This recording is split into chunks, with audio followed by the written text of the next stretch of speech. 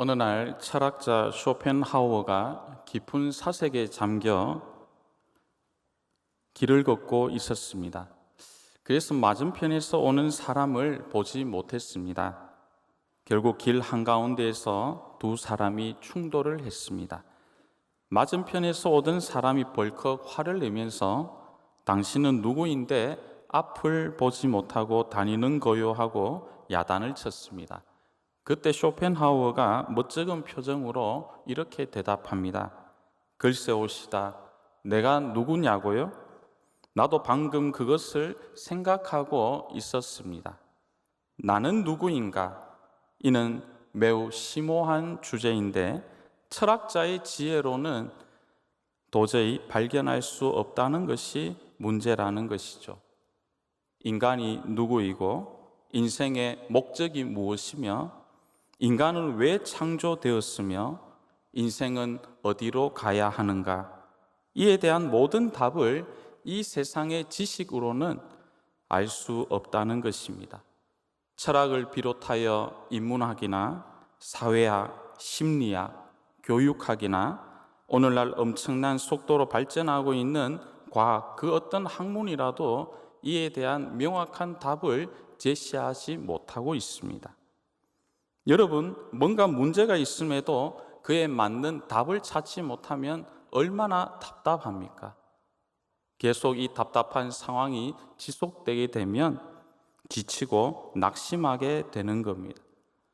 오늘 이 시대 수많은 현대인들이 세상에서 이룬 것이 많고 누리는 것은 많은데 오히려 예전보다 더 많이 정신적으로 방황하고 길을 헤매고 있습니다. 배운 지식이 엄청나지만 오히려 더 불안해합니다. 많은 소유에도 더 만족이 없습니다. 큰 성공에도 불구하고 더 우울해하고 더 허무해하지 않습니까?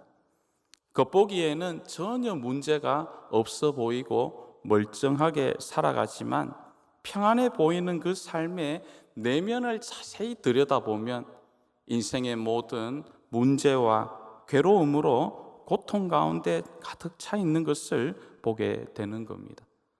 그래서 이러한 삶의 다양한 문제를 해결하지 못한 채 괴로워하며 아우성치는 겁니다. 최근 10대 청소년들의 잇따른 극단적인 선택이 우리 사회에 큰 충격을 던져주고 있습니다. 지난 16일 고층 건물에서 여고생이 투신했고 그 다음 17일에는 여중생이 아파트에서 추락해 세상을 떠났습니다. 뒤이어 20일에는 한 중학생이 교내 동급생을 흉기로 찌른 뒤에 스스로 자신의 목숨을 끊었습니다. 불과 닷새 만에 3명의 청소년들이 자살을 했습니다. 너무나 안타까운 일입니다. 그러나 더 안타까운 것은 이러한 우리나라 청소년 자살 문제가 하루아침에 일어난 일이 아니라는 겁니다. 통계청이 발표한 아동 청소년 삶의 질 2022 지표 보고서에 따르면 우리나라 아동 청소년의 사망 원인 1위가 자살입니다. 2015년 이후 자살률은 증가 추세에 있으며 삶의 만족도는 OECD 국가 중 최하위입니다. 행복과 같은 긍정정서는 계속해서 하락하고 있는 반면 걱정과 우울 같은 부정정서는 계속 증가 추세에 있습니다. 통계를 보면서 너무나 안타까웠습니다. 누구도 이루지 못하는 한강의 기적을 이루며 세계 제10대 경제 대국에 올라선 대한민국의 다음 세대들이 불행하고 우울하게 살아가고 있는 이 현실이라는 겁니다. 배운 게 많고 손에 가지고 있는 소유는 계속해서 늘어나는데 도대체 내 삶의 방향이 내가 꿈꾸는 바가 어디로 가야 하는지 모르고 계속해서 방향을 찾지 못한다라는 겁니다. 비단 청소년들만의 문제는 아닐 것입니다. 청년들이나 장년, 어르신들도 마찬가지로 각자가 짊어지고 있는 수고하고 무거운 짐으로 괴로워하고 있습니다. 남녀노소를 막론하고 각자가 짊어지고 있는 이 무거운 짐에서 벗어나 이제는 좀 쉬면서 평안하게 살고 싶은데 그 방법을 도무지 찾을 수가 없습니다. 모두 얻고자 하는 참된 안식은 과연 어디에 있는 것입니까? 어떻게 하면 내가 짊어지고 있는 이 수고하고 무거운 짐을 벗어버리고 영혼의 자유를 얻을 수 있는 것입니까? 이 시간 함께 읽은 마태복음 11장 28절 이하의 본문 말씀을 살펴보며 주님의 위로와 주님의 음성을 듣는 귀하고 복된 시간 되기를 바랍니다. 저는 여러분과 함께 이 시간 두 가지 영적 진리를 살펴볼 것입니다.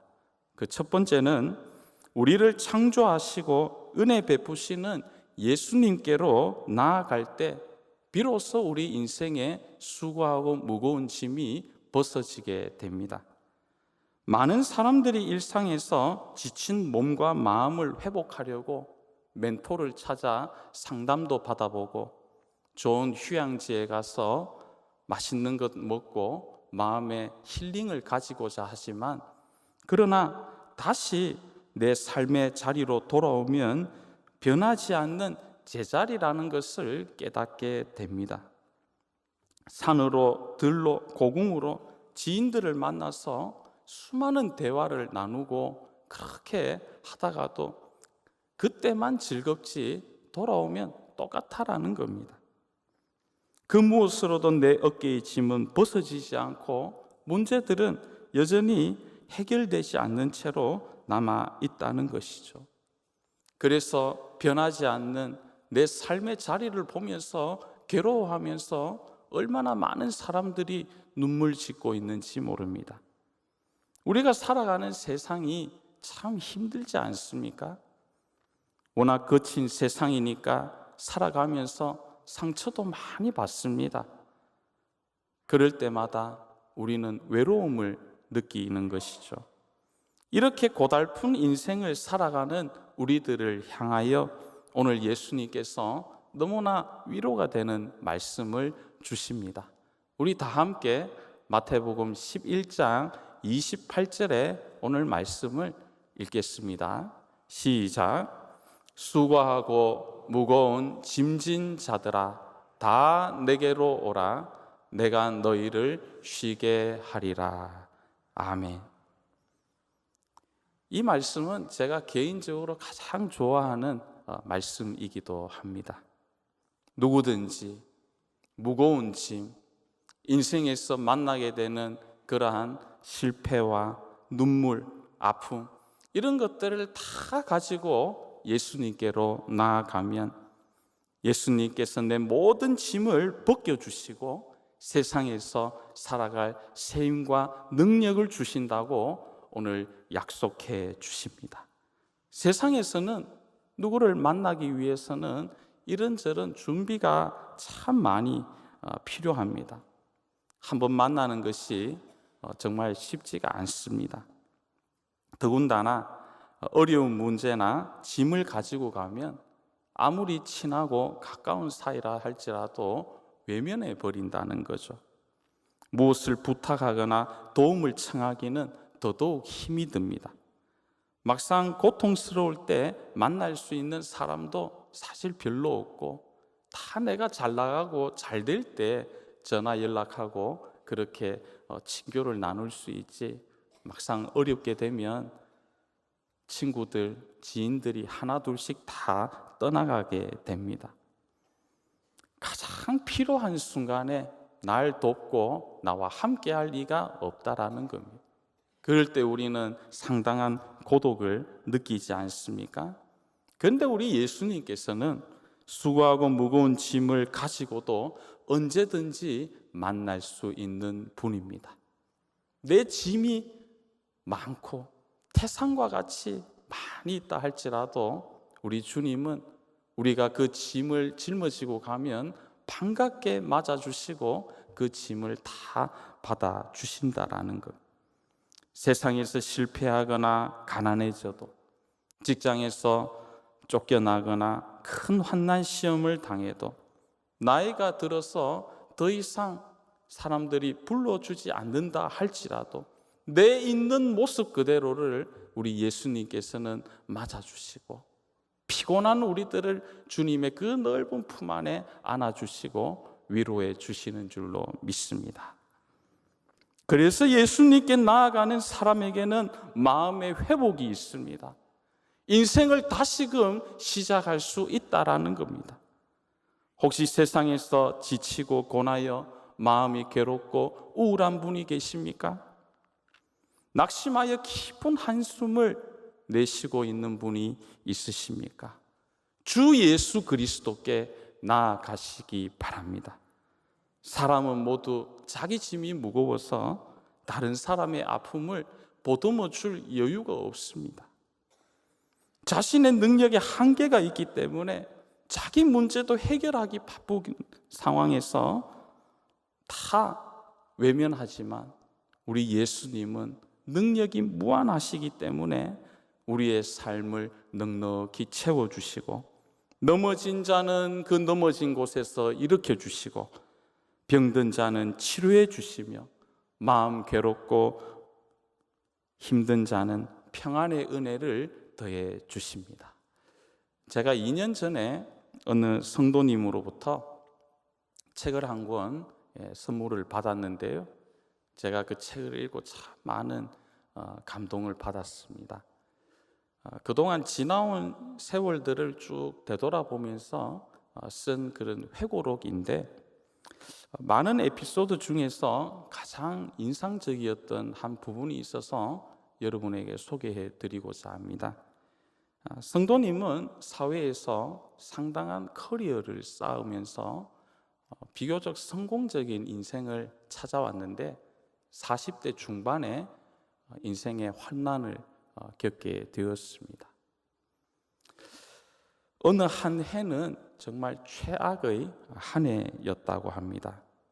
질병으로 남편을 먼저 떠나보낸 후에 홀로 두 남매를 뒷바라지하면서 열심히 살아왔는데, 기대를 잔뜩 걸었던 자녀가 대학 입시에 또 실패하고, 또 둘도 없던 그 믿었던 지인에게 보증을 서주었는데, 이것이 잘못되어서 생각지도 않았던 그에게 빚을 채무를 떠안게 되었습니다.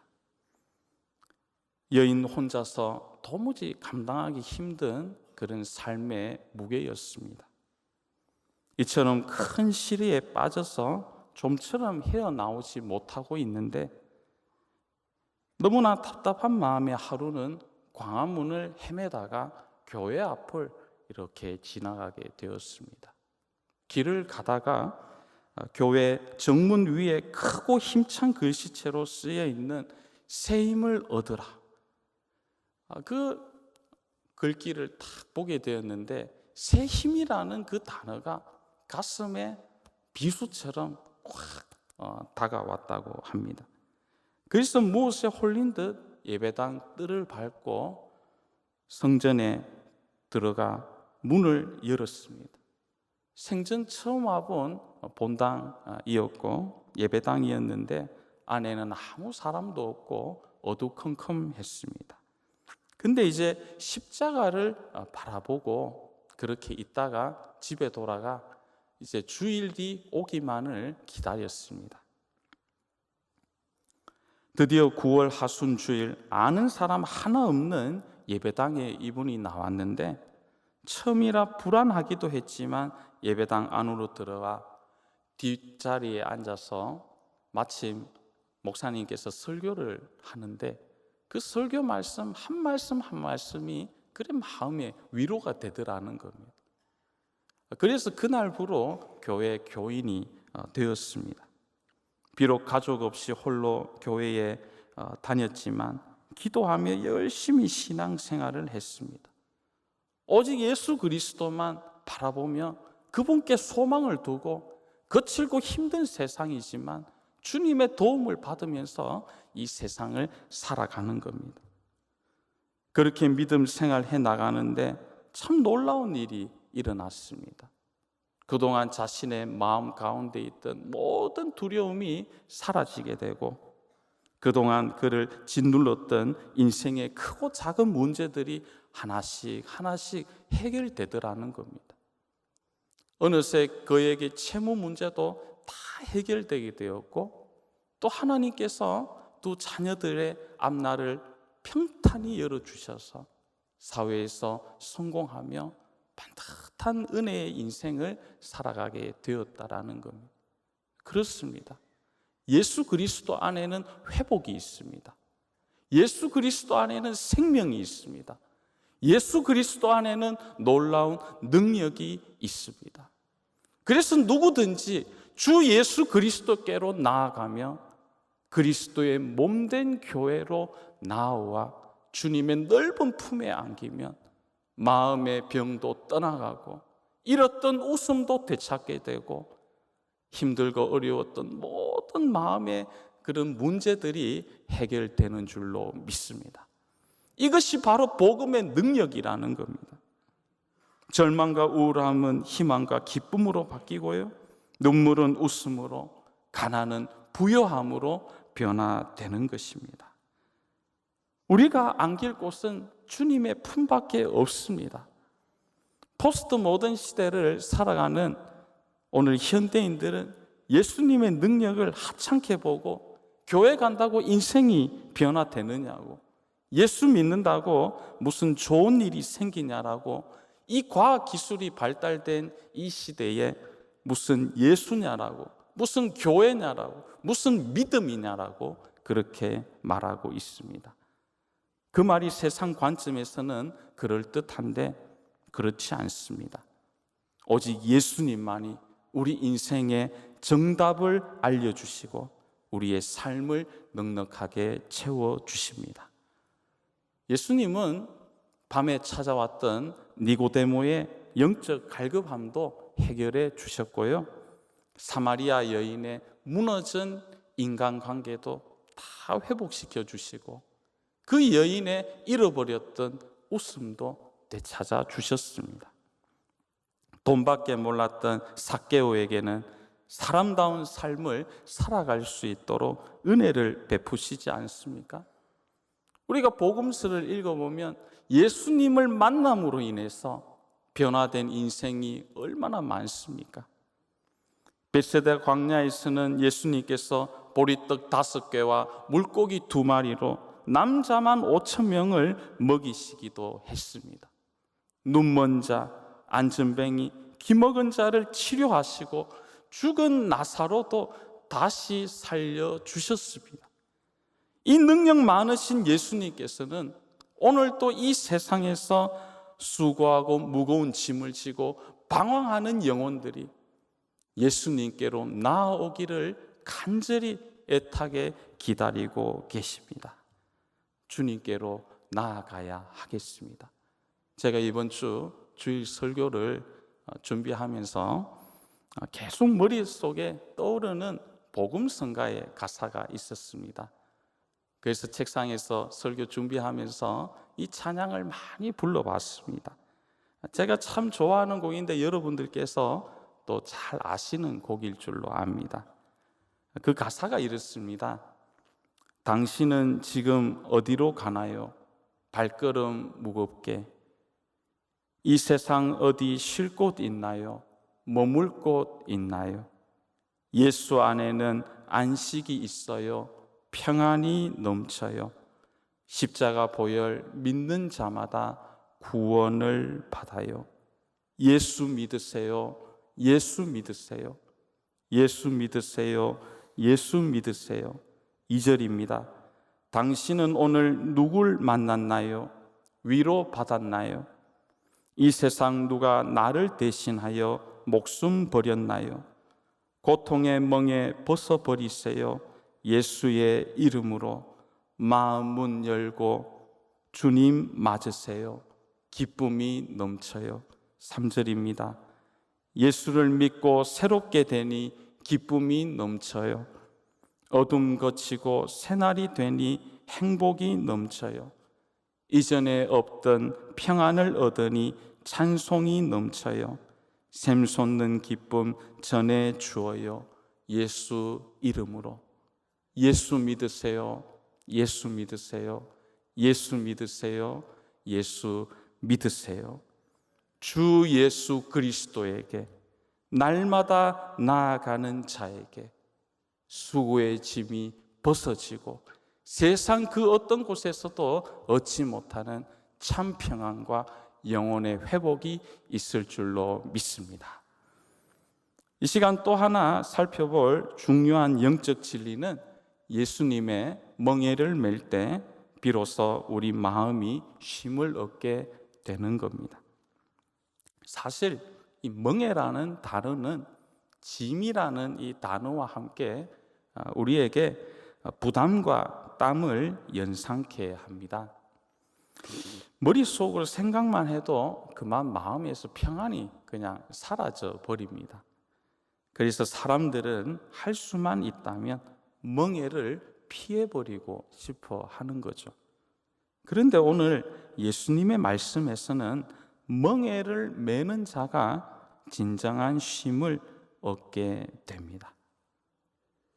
유대 나라에서는 이 밭을 갈 때 어미소 옆에 새끼소를 같은 멍에에 넣어서 밭을 간다고 합니다. 멍에는 어미소의 목에 걸려 있고 새끼소는 그 밑에 들어가서 그래서 농부가 일어서라고 하면 어미소가 온통 땀을 흘리고 온몸에 힘줄이 세워지게 되는 거죠. 그래서 실제로 밭을 갈고 모든 일을 할 때 어미소가 다 하는 겁니다. 목에는 힘줄이 솟고 이마에는 땀이 비오듯 하면서 어미소가 낑낑대면서 그렇게 일을 하고요. 옆에서는 그냥 곁에 있기만 하면서 마치 자기가 일하는 것처럼 착각한다라는 것. 이게 바로 예수님께서 말씀하시는 멍에의 원리입니다. 성도들이 예수님의 멍에를 매면 어미소가 멍에를 다 지고 땀 흘려 일하는 것처럼 우리 주님께서 다 감당해 나가시니까 우리는 쓰러지지도 않고 거뜬히 감당할 수가 있습니다. 주의를 지키며 그리스도인으로 이 세상을 살아간다라는 것이 어떻게 보면 멍에를 메고 살아가는 것이라 할 수 있습니다. 그리고 신앙적 관점에서 주님께서 맡겨주신 주의 직분을 감당하는 것도 멍해지는 것입니다.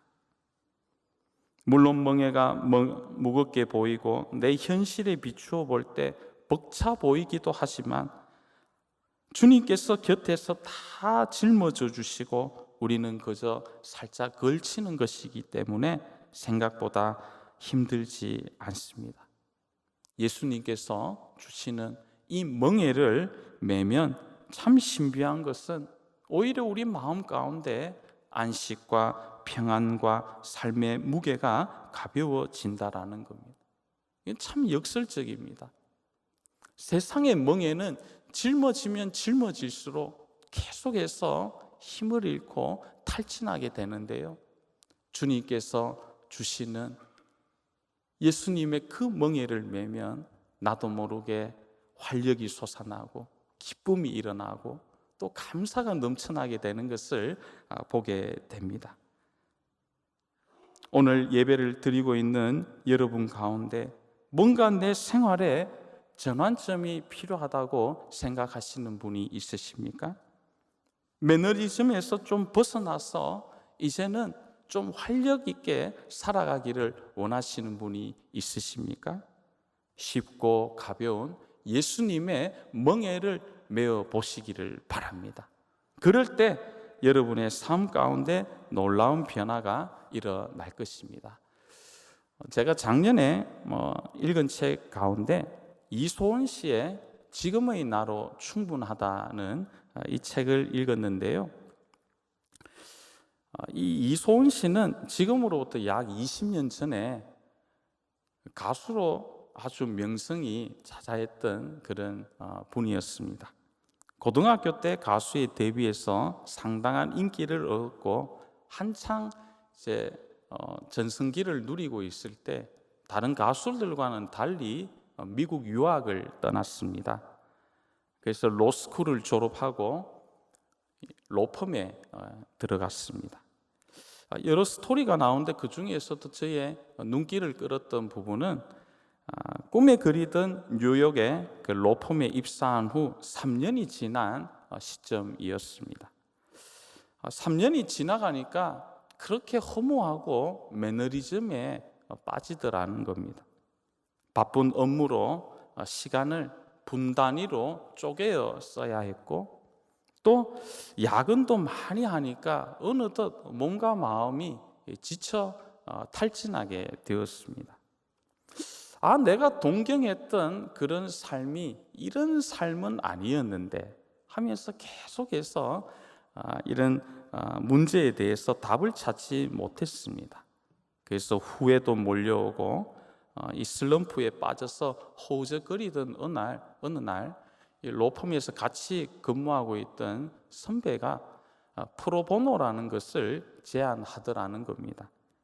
이 프로보노는 라틴어로 공공의 이익을 위한 무료 봉사라는 뜻으로 변호사가 소외계층의 사건을 맡아서 무료로 법률 지원하는 그런 서비스를 뜻합니다. 사실 합리적인 관점에서 볼 때 프로보노는 수입이 생기는 것도 아니고 별 유익이 없습니다. 더 많은 시간이 요구되는 것이고, 로펌에 일하는 변호사의 입장에서는 어찌 보면 불필요하고 피곤한 멍해가 하나 더 떠맡아지는 겁니다. 그래서 별 유익이 없어 보입니다. 그러나 그녀가 사건을 맡아서 자원하여서 그의 도움이 절실히 필요한 이 소외된 사람을 도와주고 함께 아파하고 눈물을 흘리고 그 사건이 잘 해결되는 모습을 보면서 삶에 놀라운 변화가 생기더라는 겁니다. 그 사건을 감당하는 기간 내내 자신이 잃어버렸던 직업의 보람도 되찾게 되고, 자기가 자원해서 하는 일이니까 피곤하지도 않고 행복을 되찾게 되었다라는 것.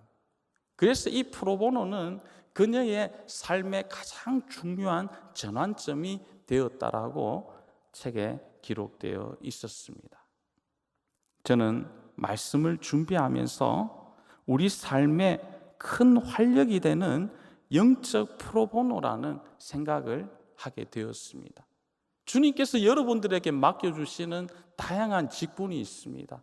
찬양대의 직분도 있고, 또한 재직회 여러 부서에 많은 봉사 직분이 있습니다. 세상에서 주님의 사람으로 살아가는, 어찌 보면 세상 사람들이 짊어지고 매지 아니하는 그런 그리스도인이라는 멍에가 있습니다.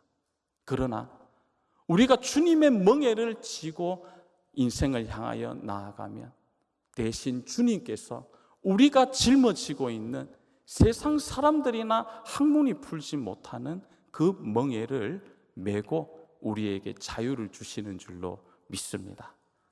많은 사람들이 방황하고 괴로워하는 이 현대 시대에 예수 그리스도를 믿고 믿음으로 주님께 나아가며 주님 맡겨주시는 그 사랑의 멍에를 메고 영혼의 자유함을 누리실 수 있는 저와 여러분 될 수 있기를 간절히 바랍니다. 기도하겠습니다. 사랑이 많으신 하나님 아버지, 수고하고 무거운 짐을 가지고 우리 예수님께 나오게 하시니 감사합니다. 밤에 잠을 이루지 못하고 고통 가운데 있는 우리 성도들에게 다 내게로 오라, 내가 너희를 쉬게 하리라, 이 말씀을 주셔서 감사합니다. 어렵고 힘들 때마다 주님 앞으로 나아올 수 있는 우리들 되게 하여 주시옵소서. 주님의 멍에를 메고 영적 자유함을 누릴 수 있는 우리 모두가 되게 하여 주시옵소서. 구주 예수 그리스도의 이름으로 기도드립니다. 아멘.